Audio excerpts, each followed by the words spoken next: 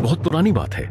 एक बार स्वर्ग लोक में ब्रह्मा जी और भगवान विष्णु के बीच एक भयंकर बहस छिड़ गई। सवाल था, ब्रह्मांड में सबसे महान कौन? जब बहस का कोई अंत नहीं दिखा तो उन्होंने चारों वेदों को बुलाया और उनसे सत्य जानने की मांग की। वेदों ने अपनी दिव्य वाणी में फैसला सुनाया। ब्रह्मांड का आदि और अंत केवल महादेव शिव हैं। वही परम सत्य और सृष्टि के असली पालनहार हैं।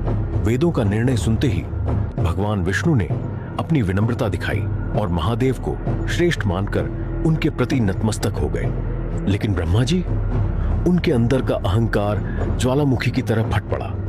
ब्रह्मा जी के तब 5 मुख हुआ करते थे। उन्होंने अपने 5वें मुख से न केवल वेदों के फैसले को ठुकराया, बल्कि महादेव शिव के लिए अत्यंत कड़वे और अपमानजनक शब्द कहे। ब्रह्मा जी के इस अहंकार ने ब्रह्मांड की मर्यादा तोड़ दी थी। अपने अपमान पर शिव शांत रहे, लेकिन वेदों का निरादर महादेव को स्वीकार नहीं था। उसी क्षण भगवान शिव के प्रचंड क्रोध से जन्म हुआ एक ऐसे अवतार का जिसे देख पूरा ब्रह्मांड कांप उठा। ये थे भगवान शिव के अवतार काल भैरव। हाथ में दंड और आंखों में साक्षात मृत्यु। काल भैरव ने बिना एक पल की देरी किए अपने नाखून से ब्रह्मा जी का वो घमंडी 5वां सिर काटकर धड़ से अलग कर दिया।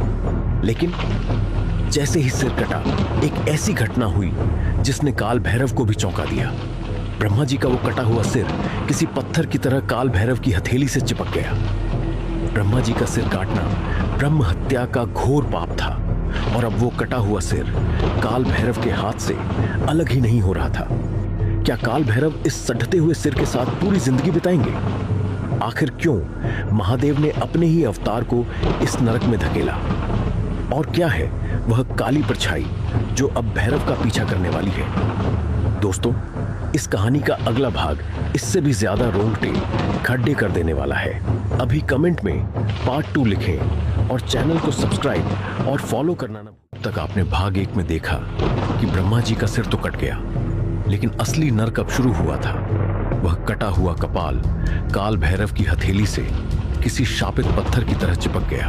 लेकिन सबसे भयानक थी वह ब्रह्म हत्या, एक विकराल काली छाया जो एक भीषण स्त्री के रूप में भैरव के पीछे लग गई। महादेव ने आदेश दिया, भैरव, तुम्हें ब्रह्म हत्या का पाप लगा है। जब तक तुम्हारा प्रायश्चित पूरा नहीं होता, यह साया तुम्हारा पीछा नहीं त्यागेगा। युगों युगों तक काल भैरव एक कापालिक भिखारी बनकर तीनों लोकों में भटकते रहे।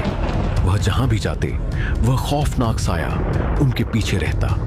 वह उसी गलते हुए सिर में भोजन करते और श्मशानों की भस्म लपेटकर विश्राम करते।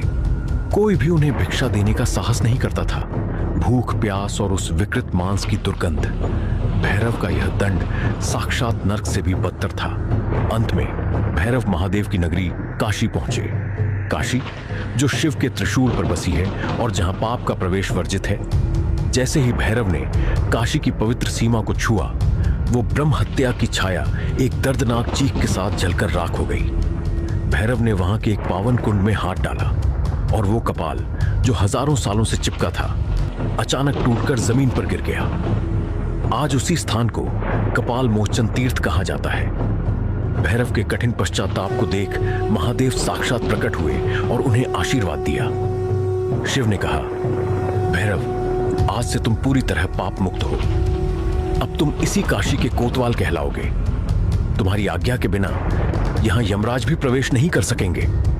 इसीलिए आज भी काशी विश्वनाथ के दर्शन तब तक पूरे नहीं माने जाते जब तक आप काशी के कोतवाल काल भैरव के दर्शन न कर लें। क्या आप कभी इस चमत्कारी कुंड पर गए हैं? कमेंट्स में हर हर महादेव जरूर लिखें।